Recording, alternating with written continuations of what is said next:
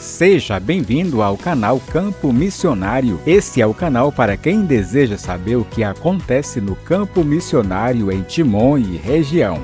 A história da igreja. Eu quero me valer de um texto da palavra de Deus, e eu estava meditando, disse: meu Deus, o Senhor quer que eu fale mesmo, conforme aqui, todo o roteiro, que é um tanto acadêmico, ou que eu fale mesmo aquilo que o Senhor colocar no meu coração, mas dentro da temática. Então vamos seguir o que Deus nos dirigiu. Atos, capítulo de número 1 e o versículo de número 8. Vamos ler este texto e vamos aqui fazer referência a um pouco da história da igreja, do Pentecoste à Reforma. Atos 1 e 8 é conhecido da igreja e diz exatamente assim: mas recebereis a virtude do Espírito Santo, que há de vir sobre vós, e ser-me-eis testemunhas, tanto em Jerusalém, como em toda a Judéia e Samaria, e até aos confins da terra. Essas palavras, apesar de terem sido escritas por Lucas, um historiador e um médico, elas na realidade são palavras ditas por Jesus Cristo. A Bíblia nos afirma, foi falado aqui um pouco na história, na apresentação, bem como nos hinos, como tudo começou. Tudo começou por Jesus. A nossa história não começou há cerca de 2000 anos. A nossa história começou em Gênesis. Um certo professor chegou, inclusive para o companheiro pastor Jerônimo Júnior, quando ele estava na faculdade, na Universidade Federal, estudando sociologia e discutindo ali sobre religiões. Um que era budista disse: o cristianismo tem cerca de 2000 anos. A minha religião tem mais de 3000 anos. Só que a nossa história não se resume apenas a cerca de 2000 anos. Ela na realidade começa antes da fundação da terra. Ela começa na presciência de Deus, que sabe de todas as coisas, que um dia, na triunidade, o Pai, o Filho e o Espírito Santo, em um diálogo disseram: façamos o homem à nossa imagem e semelhança. E sabemos que depois de Deus criar um jardim perfeito, tão maravilhoso, tão bom, e eu vou ousar dizer uma coisa aqui, onde tem mais mulher do que homem, mas não vou apanhar, mas eu imagino, Deus criou Adão, colocou ali no jardim do Éden, pastor Humberto, e ele estava comendo uva, e ali colocando o nome dos animais, tudo mil maravilhas, irmão Zedequias, e dizer: aquele dali vai ser uma vaca, aquele dali vai ser um leão, aquele dali vai ser o bem-te-vi. Aí Deus viu ele e disse: rapaz, ele está muito tranquilo, vou fazer uma mulher para ele, dá um pouquinho de problema para esse menino. E criou então Eva. Então Deus instituiu a família e deu a eles uma ordem, que é a incumbência de todo ser humano: domine, governe sobre a terra. Tudo maravilha, não tinha nenhum problema, até que eles desobedeceram a Deus. E quando desobedeceram a Deus, a atitude de Deus foi de expulsá-los do jardim. Mas Deus fez uma promessa, a promessa de que da semente da mulher nasceria um que esmagaria a cabeça da serpente. E este nasceu na plenitude do tempo. A Bíblia diz que ele nasceu. E quando Jesus nasceu, quem imperava, quem governava era o Império Romano, que no ano 63 a.C. começou a dominar ali a Palestina, até mesmo a região ocidental e oriental, inclusive da Europa. Ali, aquele império começou a fazer grandes construções, inclusive de estradas. E se dizia na época que toda a estrada levava a Roma, porque era a capital do Império Romano. E até tem um ditado, que às vezes a gente diz um tanto equivocado, que quem tem boca valha Roma. e a gente diz que é vai, mas também pode até valer, mas é no sentido de ousadia, de vaiar, na nossa linguagem aqui mais popular. Ou seja, quem tem coragem, eu vou usar a expressão popular, vai vaiar a Roma. Mas isso está dizendo exatamente da força daquele império, que ninguém ousava enfrentá-lo. Jesus nasceu nessa época. No âmbito político, quem imperava era o Império Romano. E dentro do seu modo de trabalhar, de conquistar, ele deixava que as pessoas mantivessem ali a sua cultura, o seu jeito de ser. Somente deveria ali pagar os seus impostos, e havia o que se chamava de Pax Romana, ou seja, uma paz que não era verdadeira, mas que era de certa forma associada. Você paga os impostos, então nós não vamos mexer com vocês. Era assim que funcionava no tempo de Jesus.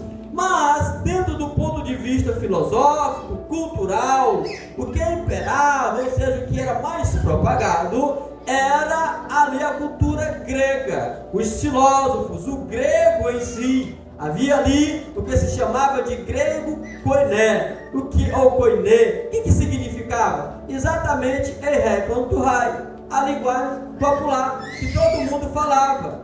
Então naquele tempo foi o tempo que Jesus nasceu. Era de se esperar, na minha perspectiva, na minha visão, que Jesus nascesse em Roma, porque ele é rei, inclusive rei dos reis. Portanto, o melhor lugar, na minha visão, para Jesus nascer, seria a capital do Império Romano. Porém, Jesus não nasceu lá, mas pelo menos poderia ter nascido em Jerusalém, capital de Israel, a cidade de Davi. Mas ele não nasceu lá, porque quando Jesus nasceu, o mundo não percebeu. Quando Jesus nasceu, havia uma expectativa, inclusive do povo judeu, de que eles fossem libertos do Império Romano. Eles estavam esperando um governante que tirasse o jugo deles do império, e principalmente ali do jugo dos impostos. Então se esperava que Jesus nascesse em Jerusalém, mas havia uma profecia, que ele nasceria em Belém. Jesus é o pão da vida, Jesus é o Senhor dos senhores, ele é o próprio Deus. E onde ele nasceu? Em Belém. O que significa Belém? Casa do pão. Quando Jesus nasce, ele nasce de uma mulher virgem, mas que estava ali prometida em casamento para José. E este assume a responsabilidade, apesar de toda essa circunstância, que até mesmo a cultura e aquilo que era proposto pela lei mosaica não permitia. Mas ele ouviu de Deus que era para ele prosseguir com a proposta e o plano de casamento com Maria. Ele então assume a responsabilidade. Pobres. E um dia houve a necessidade de fazer um censo, uma contagem de todos ali da região da Judeia, aliás, de todo o Império Romano. E Maria e José vão até Belém. E como foi difícil aquela jornada, aquela caminhada, de eles irem até Belém, e ela preste a ter filho.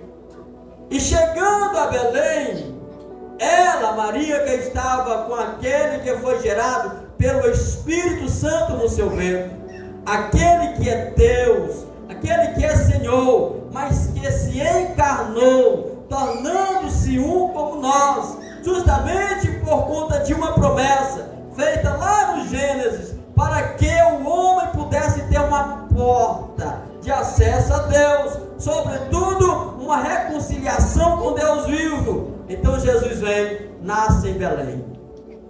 O pão da vida chega e bate nas portas daquelas casas em Belém, todas elas fechadas para ele, todas elas lotadas. Onde ele nasce? Em uma manjedoura. É um lugar que não é propício para alguém, um ser humano, que iria nascer.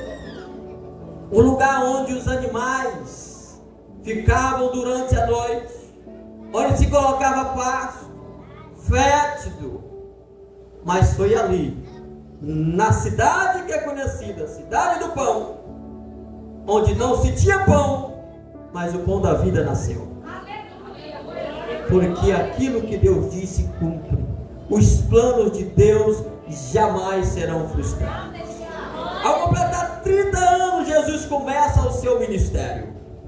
E quando do início do seu ministério ele chega ali à beira do Rio Jordão, se depara com aquele que é a voz do que clama no deserto, aquele que predizia a sua vinda, e quando se aproxima de João diz: eu quero ser batizado por você. João, logo tendo todo o entendimento e a revelação do Deus vivo, diz: não, eu não posso nem sequer desatar as sandálias dos teus pés. Quem sou eu? Ele disse: faça isso pelo menos por agora. E quando isso acontece, eu imagino, queridos irmãos, queridas irmãs, que momento maravilhoso, que momento espetacular. Jesus adentrando nas águas que ele mesmo fez. Jesus sendo recebido ali por uma criatura que ele mesmo criou, que foi o próprio João. Todo ser humano foi criado por ele. Eu imagino ali Jesus descendo as águas, e quando é levantado um estrondo no céu, que a Bíblia mostra como um trovão, uma voz que dizia: este é meu filho amado, em que tenho prazer. Aleluia! Oh, que momento maravilhoso! Em que as pessoas que ali estavam ficaram estataladas. Uma pomba, a representatividade simbólica daquela pomba, que na realidade era o próprio Espírito Santo, desceu. E ele, aquela pomba, que é o Espírito Santo, leva Jesus ao deserto. E chegando no deserto, Jesus passa 40 dias sem comer e nem beber. É um jejum. Há quem diga que Satanás o atormentou por 40 dias. Há quem presuma que apenas no 40º dia ele chegou para ele e disse: tu estás debilitado, tu estás com fome, tu não vais resistir. E se tu és o Filho de Deus, veja a artimanha de Satanás. Ele trabalha na fraqueza, ele trabalha gerando dúvida. Então ele disse: se tu és o Filho de Deus, transforma essas pedras em pães e come, sacia aí então essa tua fome. Ele então rebate pela palavra e diz: está escrito, nem só de pão viverá o homem. Logo que Satanás percebeu que Jesus estava usando a Bíblia, ele, que também é astuto, usou a Bíblia, coloca Jesus em cima do templo, no pináculo do templo, e diz: também está escrito, aos teus anjos dará ordem a teu respeito, então lança-te daí, porque os teus anjos podem te livrar. Jesus mais uma vez usa a palavra e diz: também está escrito, não tentarás ao Senhor teu Deus.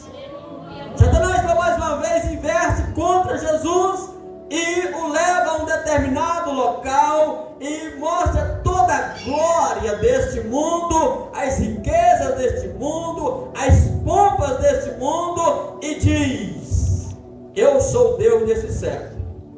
Se tu te prostrares diante de mim e me adorares, eu te darei tudo isso aqui. Então Jesus mais uma vez usa a palavra e diz: está escrito, somente a Deus adorarás. Vai-te, Satanás. Ele sai de uma retirada, porque Jesus tem todo o poder. Jesus foi tentado na necessidade fisiológica, que é de todos nós. Jesus foi tentado na posição religiosa, que é mais que quer ter posição religiosa. Jesus foi tentado nas glórias deste mundo, nas riquezas deste mundo, nas três tentações que como que derruba o homem, afasta o homem de Deus, em todas elas Jesus foi tentado e prevaleceu. Então ele começa o seu ministério, escolhe 12 homens, e ele, depois de escolher aqueles homens, disse para eles: olha, eu farei de vocês pescadores de homens. Esta foi a promessa. Jesus deu uma amplitude da missão e disse: vocês irão pregar o evangelho por todo o mundo. Foi muito como que maravilhoso ouvir isso. Aqueles homens que eram pescadores e que dentro da cultura judaica eles jamais poderiam, naquela condição que estava, ser um sacerdote. Eles não passaram num teste. Talvez algum deles fizeram o teste, que era comum. Aos 8 anos já era como que apresentado e visto e percebido ali a habilidade. Depois era treinado, se porventura pudessem ali os seus pais terem dinheiro e até mesmo eles habilidade, poderiam estar ali auxiliando o ser um sacerdote. 2 grupos compunham ali o sinédrio: os saduceus e os fariseus. Aqueles sacerdotes, por exemplo, os saduceus eram os aristocratas, os nobres, aqueles que eram muito ricos. De certa forma compravam o título dentro do tempo de Jesus. Havia os fariseus, que por outro lado já eram de fato religiosos. Eles acreditavam na Torá, bem como ali no que era feito oralmente, nas palavras, ou mesmo ali nos patriarcas, mesmo não tanto escrito, mas aquela cultura que era repassada, eles acreditavam. Aqueles discípulos de Jesus não foram escolhidos dentro do sinédrio. 70 homens, mais um que era o sumo sacerdote, nenhum deles foram escolhidos. Eram homens simples, pescadores e até mesmo coletores de impostos. Mas Jesus disse: vinde a mim. Eles se dispuseram. O convite no primeiro momento foi o mais maravilhoso: vocês vão ser pescadores de homens. De repente Jesus chega e diz para eles: será necessário que eu morra. Mudou o discurso. E quando eu for para um julgamento, vocês vão me abandonar. Ninguém vai querer estar comigo. Pedro, aquele ousado, disse: Senhor, não diga isso, porque eu até morro por ti.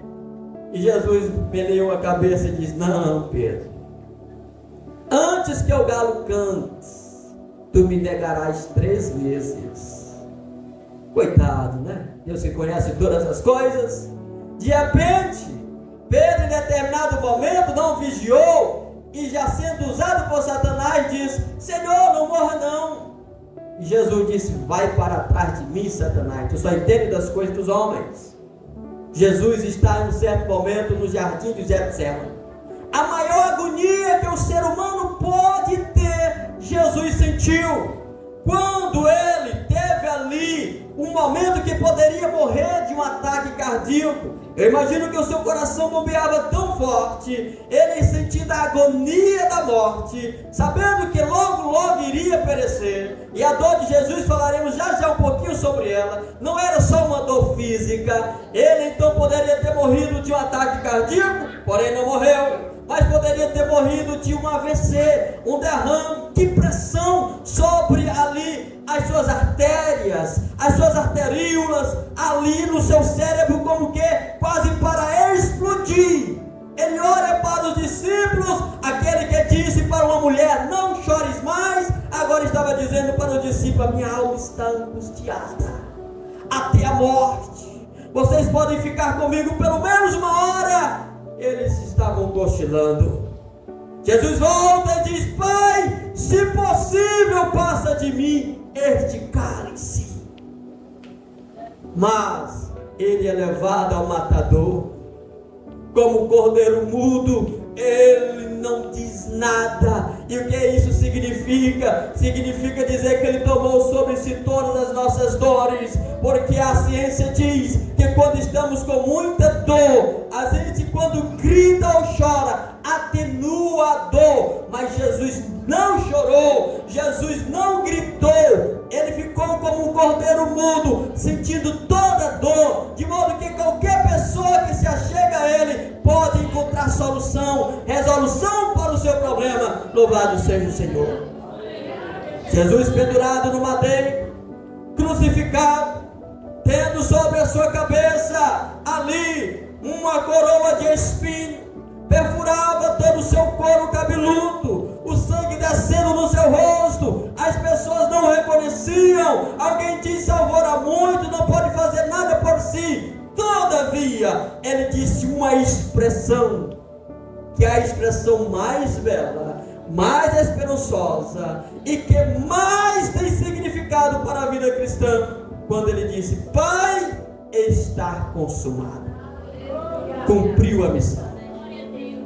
Mas ele foi morto, foi colocado em um túmulo, e quando o colocaram no túmulo, os soldados romanos, dos mais bélicos, dos mais musculosos, eu diria, dos mais preparados, estavam guardando aquela pedra que tapava aquele túmulo. Jesus colocado ali dentro daquele túmulo. De repente, ao amanhecer do domingo, ele ressuscita. Aqueles soldados não têm força para segurar Jesus, eles desmaiam. O túmulo se abre, ele sai glorioso dali, e ele então se encontra com os seus discípulos na Galileia. E quando eles encontram os discípulos, ele diz: olha, é-me dado todo o poder nos céus e na terra. Louvado seja o Senhor. Todo o poder nos céus e na terra está sobre aquele que está assentado em um alto e sublime trono. Morreu, mas ressuscitou. Louvado seja Deus.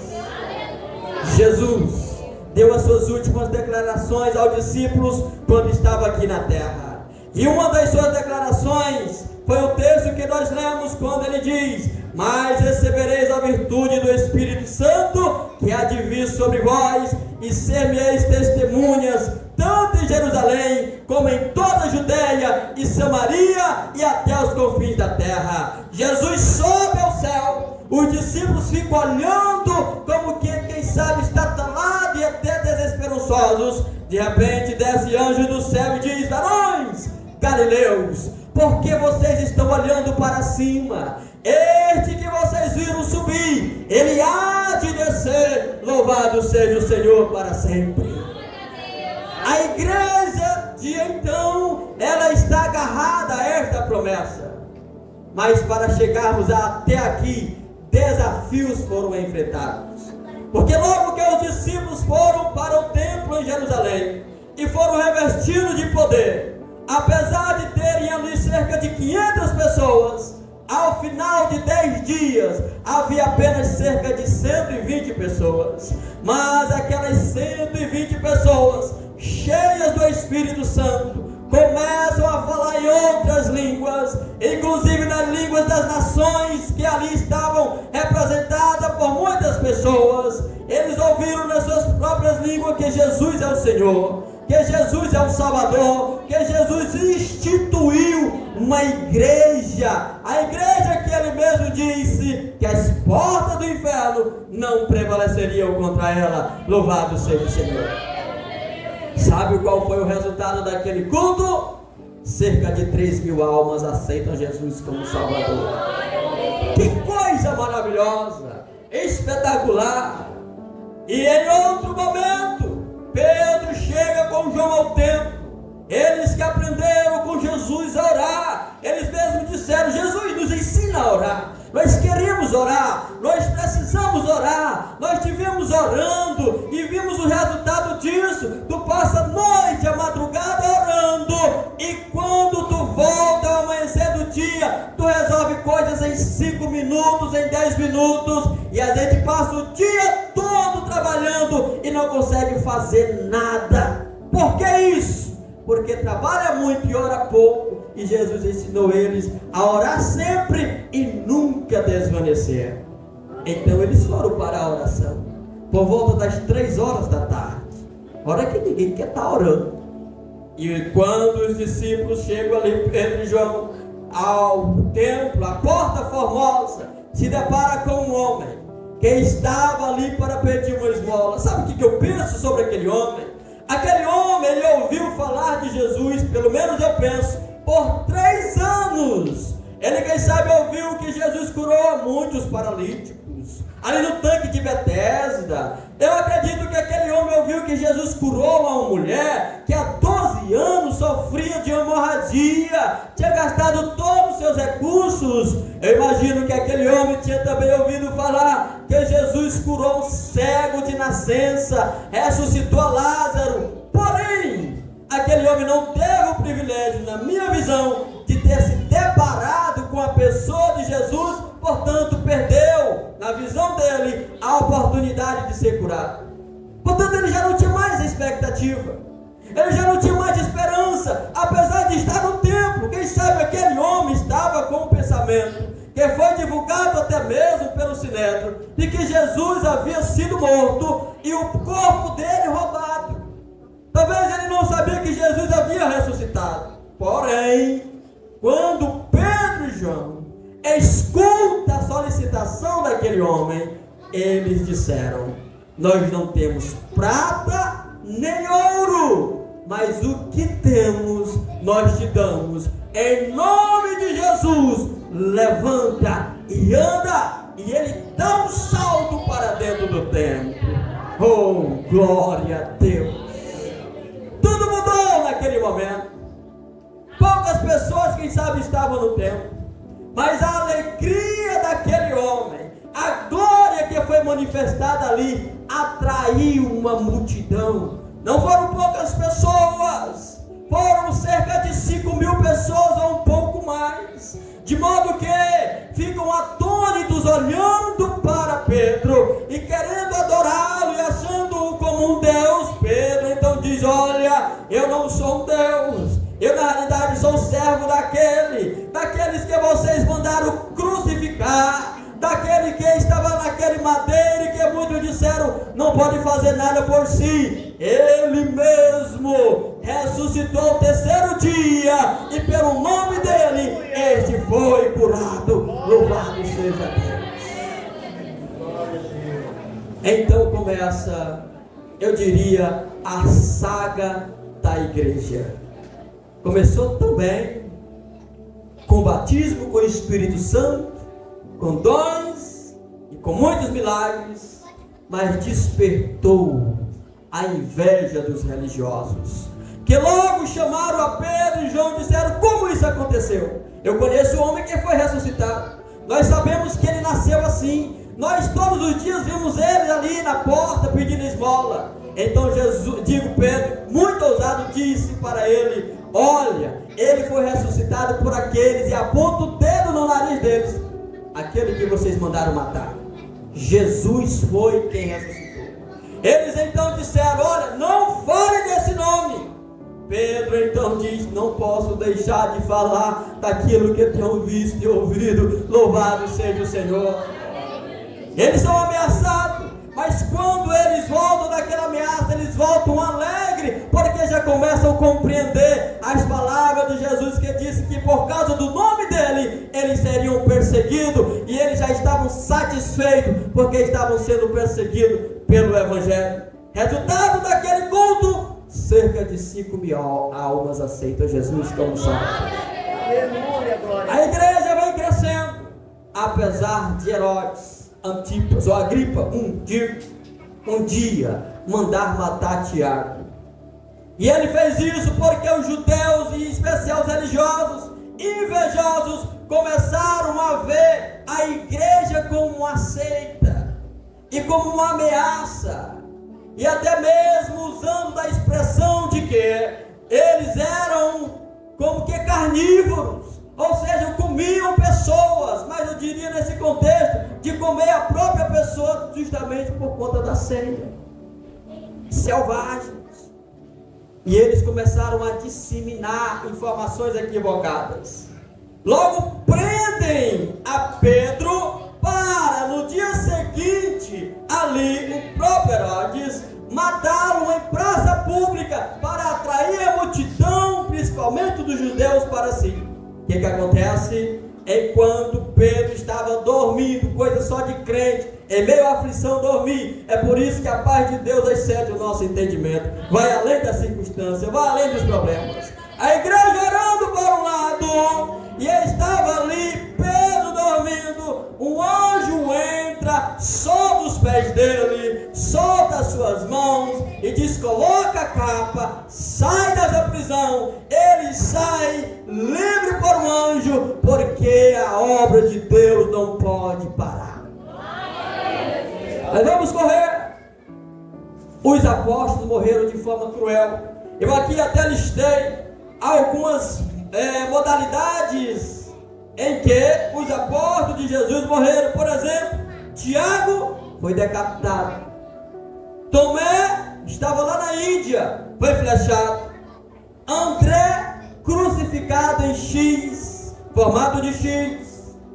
Pedro crucificado, mas ele não quis. Ele disse que não queria ter o privilégio, olha a expressão dele, de morrer tal qual Jesus. Queria ficar de cabeça para baixo, porque não era digno de morrer da mesma forma. E também Bartolomeu morreu esfolado vivo. Sabe o que é tirar a pele da pessoa viva? Todas as mortes deles foram por causa da sua fé. Um dia pegaram o apóstolo João, o último dos apóstolos, e o colocaram em um grande desafio. Assim conta a história. Quando apresentaram ali um caldeirão enfervescido, muito quente, cheio de óleo, e disseram para o apóstolo João: só tem você dos apóstolos. Você nega Jesus agora ou não? Porque se você negar, você não vai ser jogado nesse caldeirão fervente de óleo. Mas se você não negar, eu quero dizer, aliás, se você não negar isso mesmo, você vai ser jogado. E se você mantiver a sua fé, todos aqui vão ver que o Deus de você, que você prega, não é nada. Sabe o que aconteceu? Ele não negou, foi jogado naquele caldeirão e todos começaram a chamar ele de Deus. Por qual razão? Porque nada aconteceu com ele. Logo ali, o Herodes Agripa I disse: joga esse homem na ilha de Pátimo, ele não pode ficar perto de nós, esse homem é um Deus, ou ele é amaldiçoado. E jogam o apóstolo João na ilha de Pátimo. E quando ali ele está, eu até imagino ele ali, até debilitado, mas orando e pedindo a Deus misericórdia. De repente aparece pelas costas alguém que um dia morreu, mas ao terceiro dia ressuscitou, e disse: João, suba para cá, que eu vou te revelar coisas maravilhosas. Ele mostrou para ele azul de ouro e cristal. Ele mostrou para ele o rio que sai do trono de Deus. Ele mostrou para ele as promessas para a igreja, para aqueles que não se intimidam e mantêm a sua fé. Por isso está escrito o livro de Apocalipse. A história mostra que João foi ser pastor em Éfeso, uma das maiores igrejas da época do século I. E quando ele ali está, ele fala às pessoas aquilo que ele viu, tanto quanto Jesus aqui na terra, como também lá na glória. Louvado seja o Senhor. Mas a história continua e eu preciso correr. A história começa depois com os pais da igreja. Os pais da igreja são exatamente aqueles que vieram logo após os apóstolos. E um dos pais da igreja, eles, por exemplo, Policarpo, aos 86 anos de vida, foi desafiado a negar a fé. E ele disse: eu hoje tenho 86 anos, nunca Jesus me fez o mal, por que vou negá-lo agora? E como foi que fizeram com ele? Colocaram em um madeiro, amarraram suas mãos, acenderam a fogueira, e ele apontou para Lutero: estou morrendo agora, mas daqui a 100 anos vem um. E Lutero veio. Mas antes de Lutero, a igreja enfrentou grandes desafios, porque a igreja teve que enfrentar agora oposição por todos os lados. No ano de 68,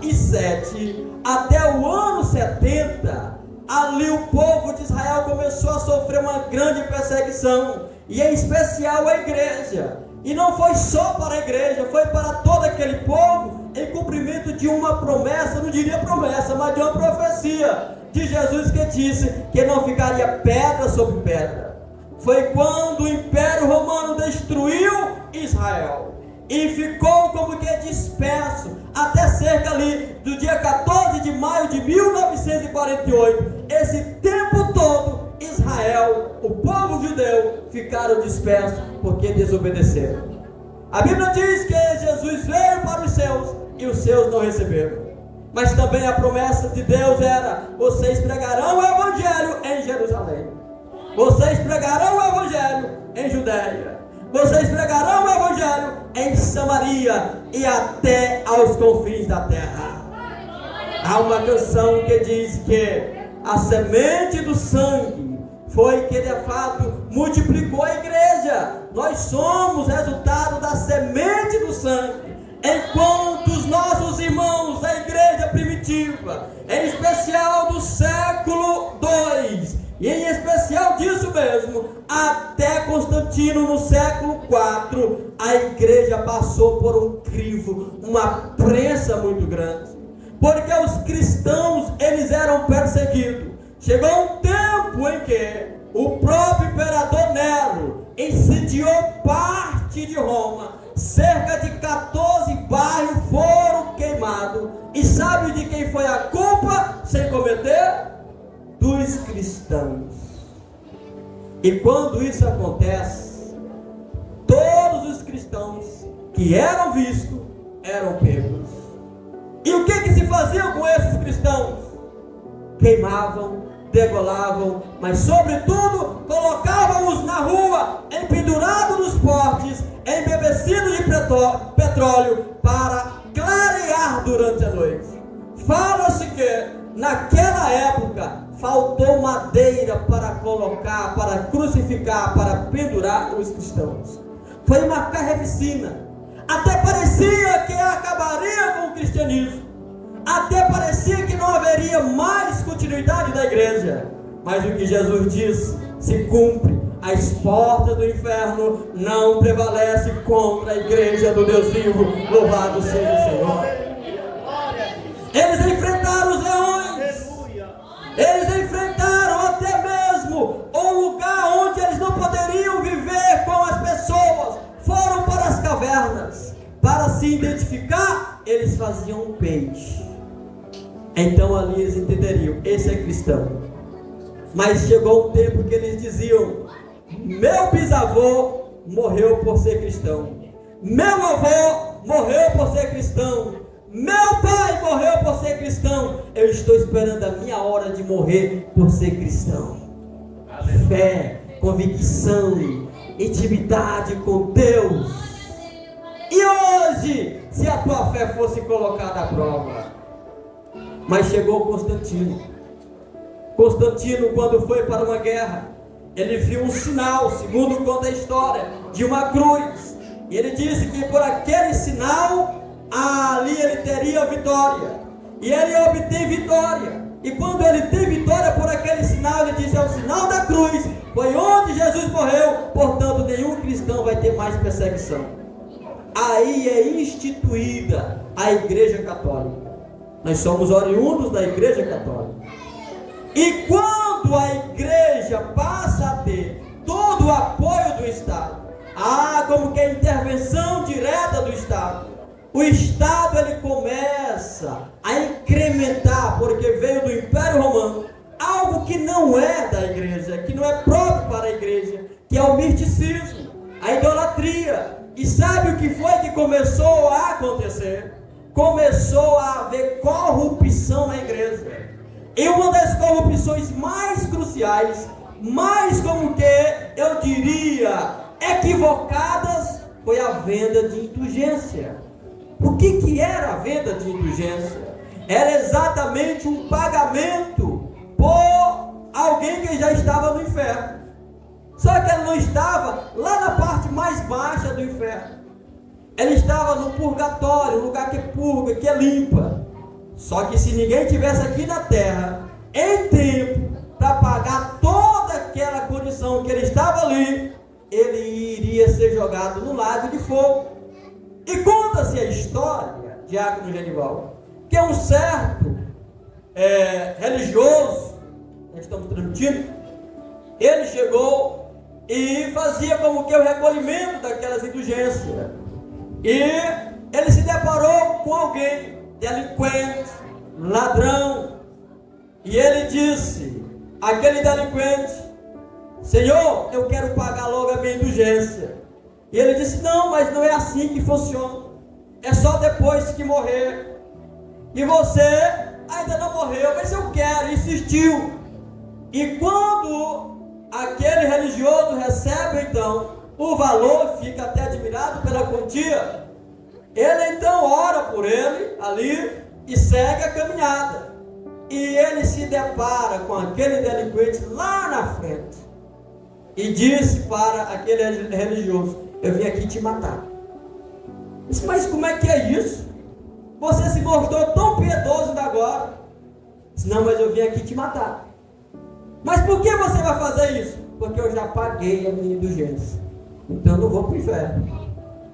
Ele pagou por antecipação, mas isso era apenas a forma de lubrificar as pessoas. Se vendiam roupa de Jesus, se vendiam pedaço da coroa de Jesus. Começou uma corrupção generalizada, a ponto de que a tradição se tornou mais importante do que a Bíblia. Pois é, pena do anjo Gabriel, foi tanta da coisa que apareceu.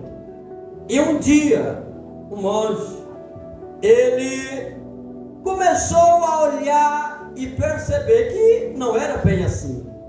Conta-se que ele estava estudando advocacia, Lutero, estou falando de Lutero para encerrar, e ele estava perto de uma árvore, e veio um grande relâmpago, e aquele curisco, ele chega perto e ele começa a ter medo.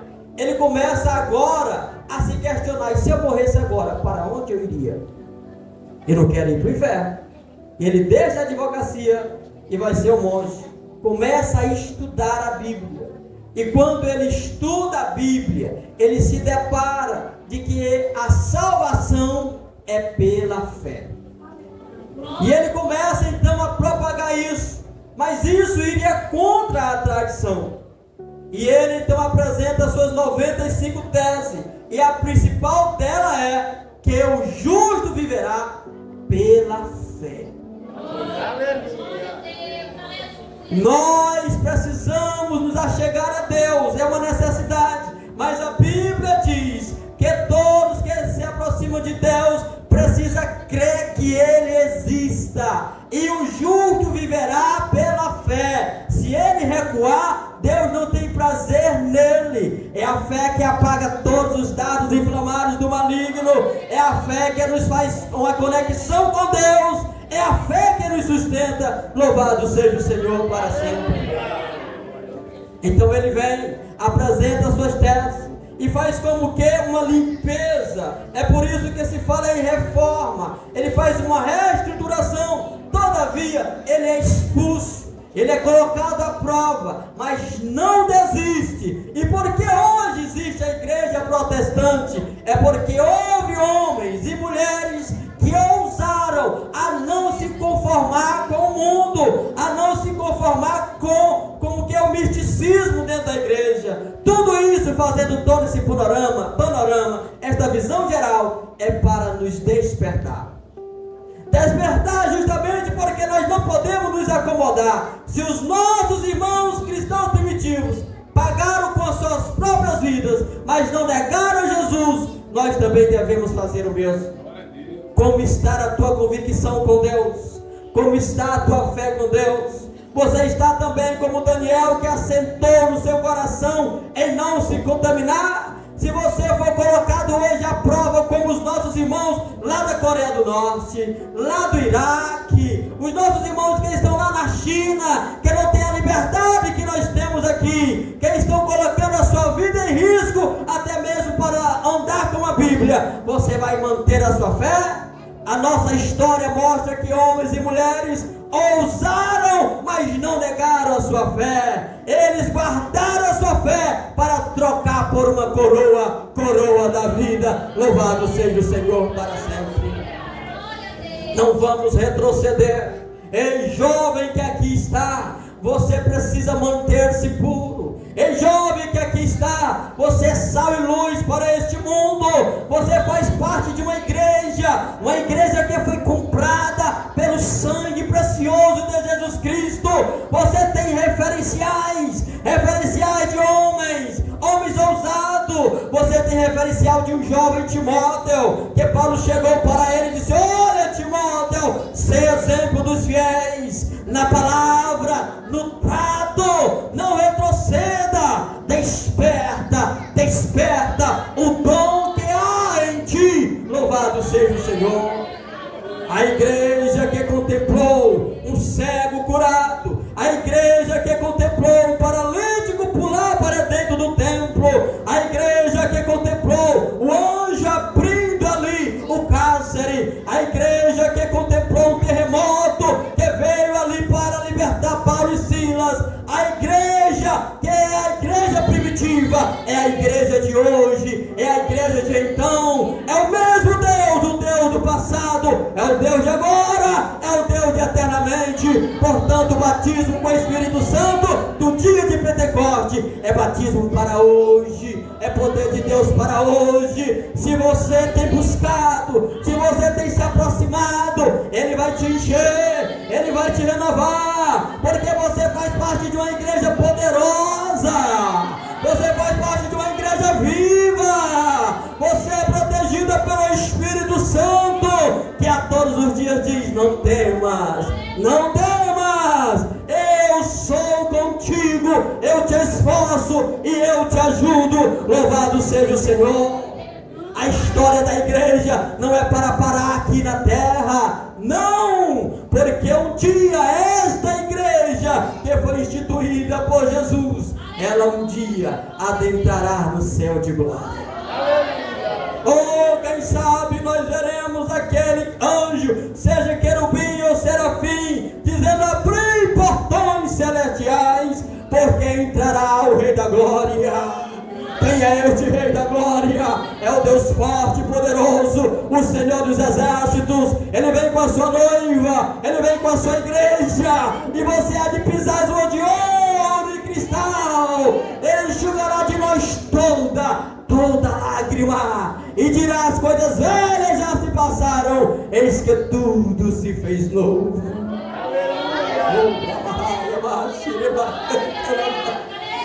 Que promessa maravilhosa a igreja tem!